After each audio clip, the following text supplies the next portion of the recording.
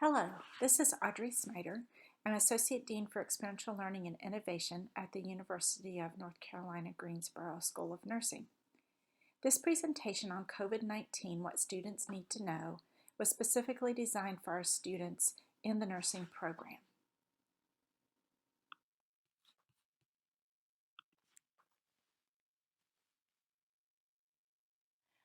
What is COVID-19? It's a novel coronavirus. There are 7 strains of coronavirus that we can detect, but there's more than 1,000 that we cannot detect and do not know about. If someone says they tested positive previously for coronavirus, ask which one, because it may be one of the other 6 that we can test for. Common colds are a type of coronavirus. SARS and MERS that created outbreaks in the past are both coronaviruses.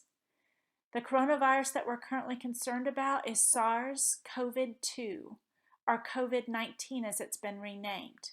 It's currently a pandemic. It was first detected in China. It's thought to have been transmitted to humans from bats. The first symptoms may be a sore throat that lasts for 3 to 4 days. Then the virus enters the trachea and the lungs and can cause a pneumonia 5 to 6 days later.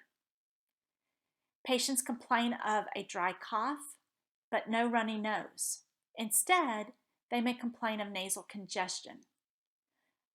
Along with the cough, a high fever and difficulty breathing are hallmarks of this process. Patients have reported that they feel like they're drowning with the difficulty breathing. So the 3 key symptoms are cough, fever, and difficulty breathing.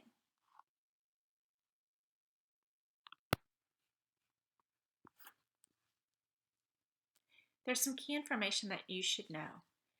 Persons who have COVID-19 may not show signs or symptoms of infection for many days and may actually transmit the virus to other people during this time period, prior to their own diagnosis. By the time a person goes to the hospital in severe respiratory distress, the lungs may show changes. There are reports of ground glass consolidation opacities on CT scan. The incubation period for COVID-19 is 2 to 14 days currently, although there are case reports of 0 up to 27 days. Those very short and very long periods are considered outliers.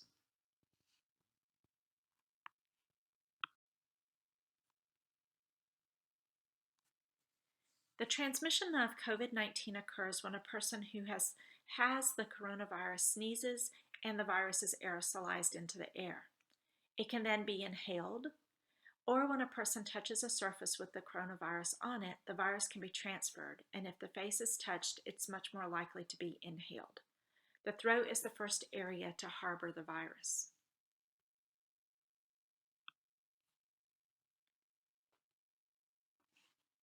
How long does the coronavirus live on surfaces? Metal surfaces, it lives at least 12 hours. For fabric, such as our clothing, 6 to 12 hours, but it can be killed with hot water and laundry detergent. On cardboard, at least 24 hours. Hands can be moist, so only 5 to 10 minutes is how long it usually lives on hands, but that's long enough time for it to be transmitted to our face and to be inhaled. The virus is not heat tolerant, and it's killed at about 26 to 27 degrees Celsius or 77 degrees Fahrenheit. If you're interested in this laboratory evaluation of how long the virus lives, there's a link to the paper in your slideshow.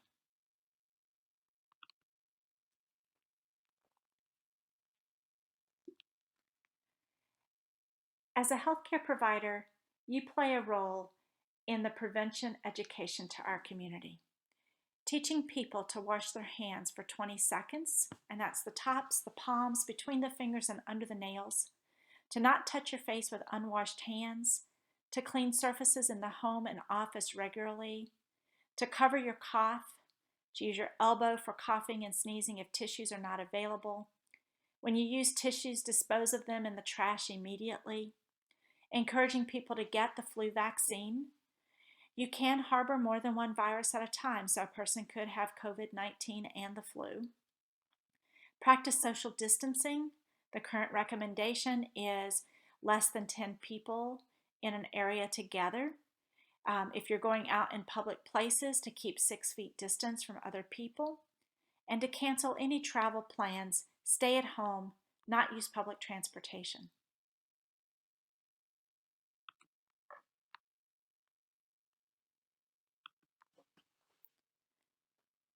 Lots of people have asked questions about the social distancing, and I think this diagram helps to explain the importance of it. Our goal is to try and prevent peaks in number of cases, so we're trying to flatten the curve.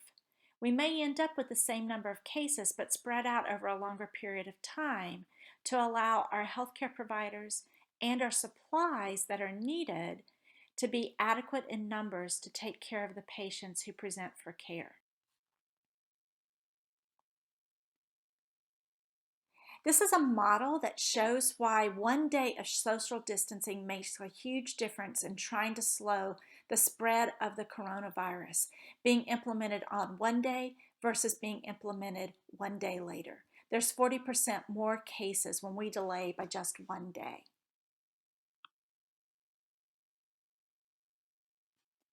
There's currently no known curative treatment for COVID-19. The care that's provided is supportive, which usually focuses on airway management. There are some medications, including antivirals, that are being used under the classification of compassionate care. Antiviral HIV medications such as Colentra, I've talked to my colleagues in Singapore, and they have used this and they've had no deaths on the chart.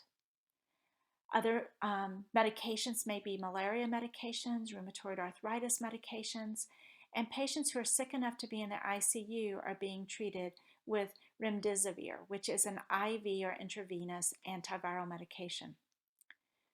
Currently, vaccines are in production and they're being tested in the trial stages. We know that one trial started yesterday in Washington State to see if these can prevent the virus spread.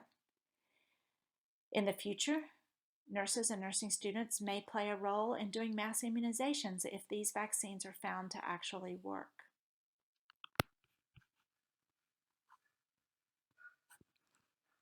For your personal protection, the number one key recommendation is to wash your hands, to avoid touching your face with hands that have not been washed, and to wear your hair up off of your face or pulled back, because if your hair is falling down in your face, you're more likely to touch your face. Then follow the recommendations for personal protective equipment in the clinical area.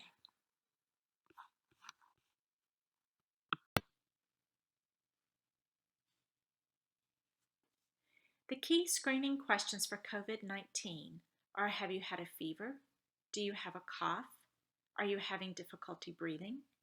Have you traveled outside of the United States? And have you been in contact with anyone diagnosed with COVID-19?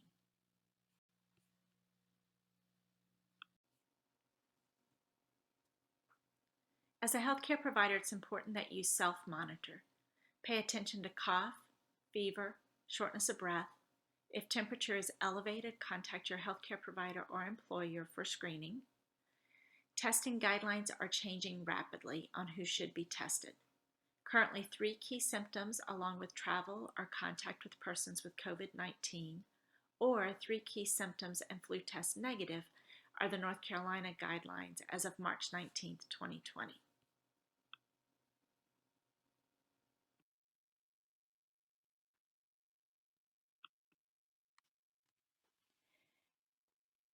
Personal protective equipment is required in the clinical areas when screening for suspected COVID-19 is done. It's important to wear a cover gown, a mask, eye protection, which could be goggles or a mask with an eye shield, and gloves. If you are working with patients who have a confirmed case of COVID-19, then you need to wear personal protective equipment. And that's going to include a HEPA filter. It's going to be based upon the healthcare facility policy, and the patient should be in a room with reverse airflow. We do know that some facilities are setting up the disaster STIP tents outside of their hospitals, and these controlled tents are actually being used to care for many of the COVID-19 patients or to screen for them. There's both mechanisms being used. Currently, widespread testing is not available, so hospitals and clinics are screening for risk factors. Confirming those risk factors requires that a sample go to the CDC or a special designated state lab. This nasal swab specimen that is obtained, as I've said, can cause the patient to cough, hence the need for you to wear full protective equipment if you are doing the screening. Realize that if the hospital lab does not have the ability to test the specimen and the choice is for this patient to be tested, but maybe they do not meet the CDC's requirements for their lab to test it, labs can be sent out to labs such as LabCorp. It will take up to 48 hours to get the results. In the meantime, tested patients should be quarantined at home. If they're seriously ill, then they need to go to the emergency department. It's important for you to be aware of changes in policies and just-in-time dissemination of information or just-in-time training at the facilities that you are working in. It's important to check email and communication frequently from the agency that you are doing your clinical or practicum in. Ask your preceptor to help keep you informed. Ensure they have your phone number. See if they can text you. Make sure they have your email, so that they can send information or forward just-in-time information to you. For example, overnight, some ICUs are now requiring changes in processes so that IV pumps are outside of the door of the ICU patient room. And this is to prevent the number of times the room has to be entered and to help decrease the number of masks, gowns, gloves, etc. that are being used for the patient, because they're being changed each time the person comes in and goes out.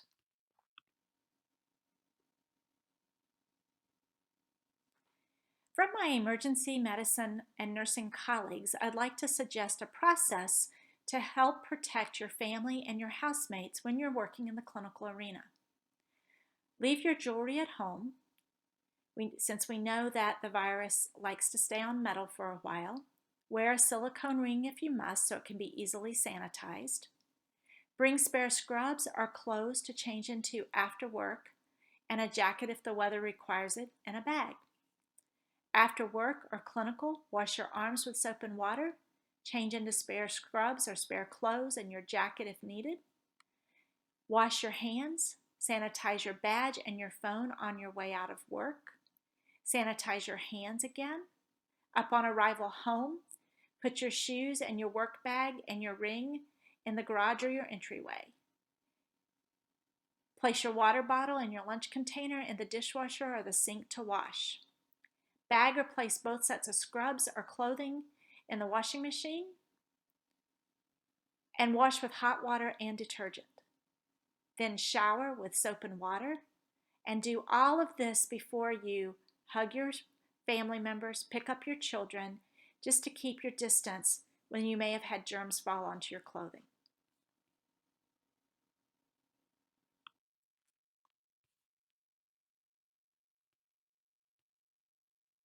As you know, this can be a very stressful time.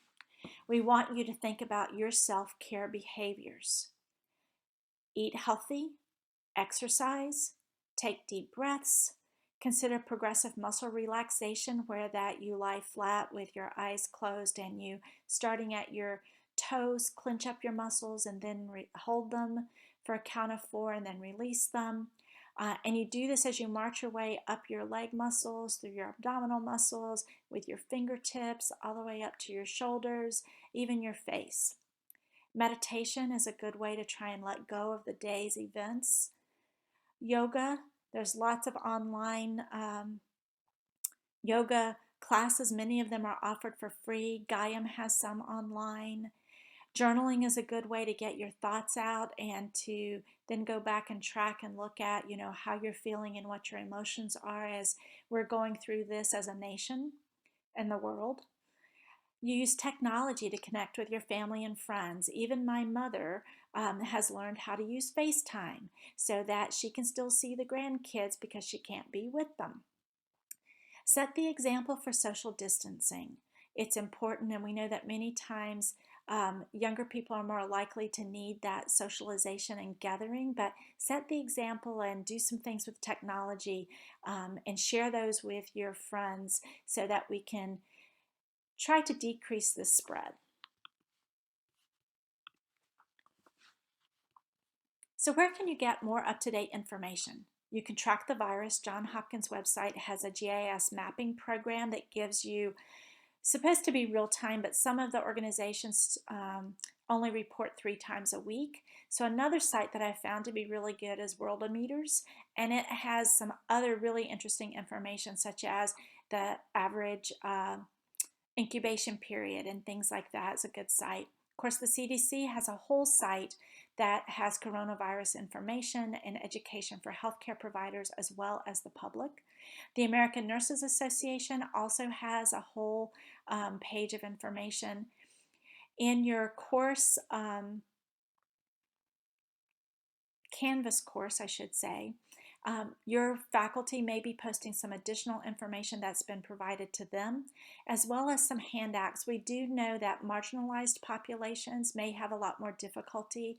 So some of our patients who may speak only one language shared with me was a handout that's done completely in Spanish, and we'll post that so that if you need to share that with your patients, families, friends, etc. But look at ways to have resources that can provide accurate information for the culture and for the people that you may be working with.